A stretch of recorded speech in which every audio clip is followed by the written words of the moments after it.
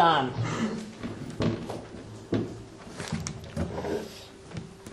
I want to tell you about three places in Birmingham.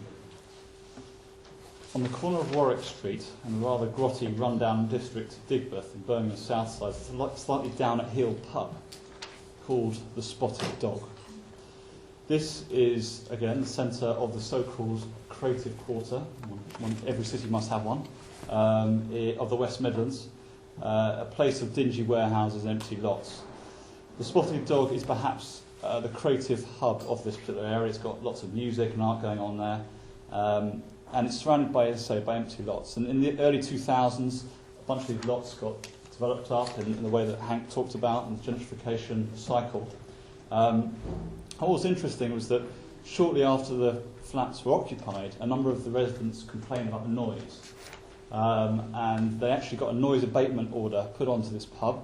So now the very reason for this place being interesting is under threat.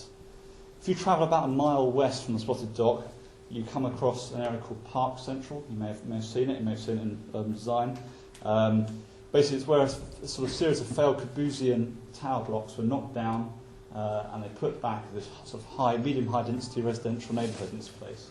And in many ways, this neighbourhood embodies ticks all the boxes in urban design terms. So it won Building for Life Gold Award. It has a park in its middle. It has apartments. It has a mix of different types of housing. But if you've ever been around it, I think it's probably a common criticism, but it's absolutely dead. It's, broadly speaking, certainly from the outside anyway, devoid of an interest in its social and economic terms. If you go a mile north, you get to St Edmund's Wharf. This is, again, another new flat development. Great waterside setting. Access to the city centre is fantastic. In October 2008, mouseprice.com found this area was the area of the whole of the UK that lost the most value. What do these three stories tell us? Towards an urban renaissance, another government policy has aimed to get us living in city centres, and I think in those limited terms it's probably been reasonably successful. But I'd argue that it's certainly not been successful in these sort of those two horrific words, sustainable community terms.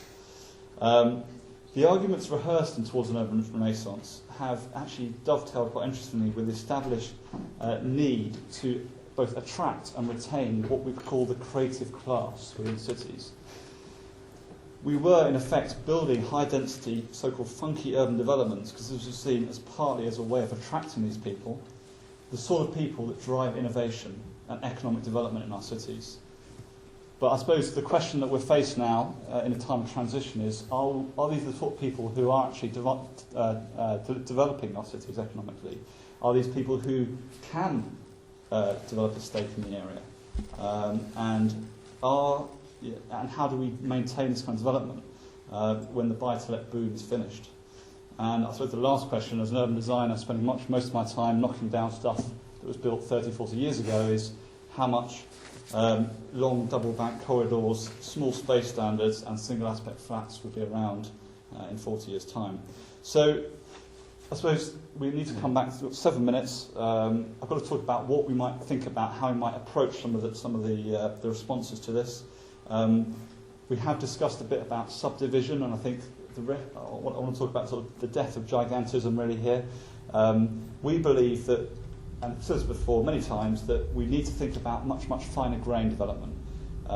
We need to allow for the incremental change, to allow for adaptation, for diversity of different uses. We're trying to develop some concepts around something we call the new norm in our practice, which essentially is about how we can deliver very good quality, but essentially normal and ordinary housing that makes up most of our cities. I think we need to extend this to retail development, to industrial development, office development, most of which are very deep floor plans, very inflexible if the economic situation changes.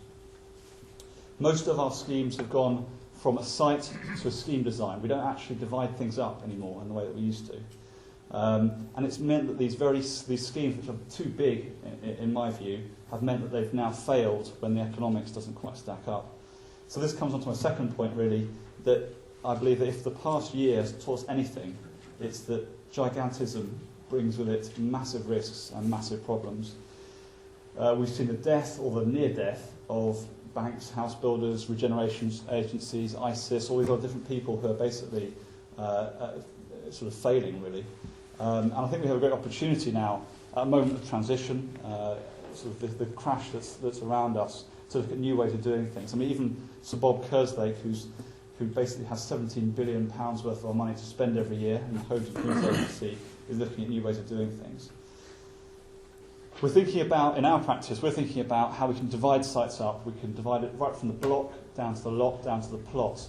How can we actually get things started? How can we get revenues in? How can we think about, how can we think about council tax and business rates coming in earlier?